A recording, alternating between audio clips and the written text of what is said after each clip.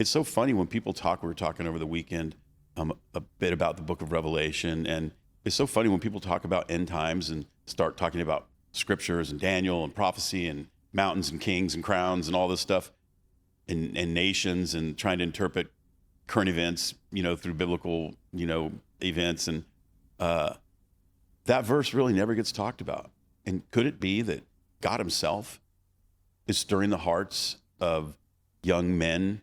That's an awakening. Yeah. There's revival that happens in churches.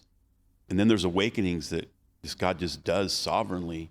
Yeah. And so, being intentional as these young men are coming in. We were chatting just before we went on the podcast here about, infants. And if you have an infant on the floor, the infant's going to grab whatever's on the floor. Trust me, we've all seen it. You have kids, I have kids. They'll put it in their mouth. Yeah. So, I think that these young men are looking for something to sustain them.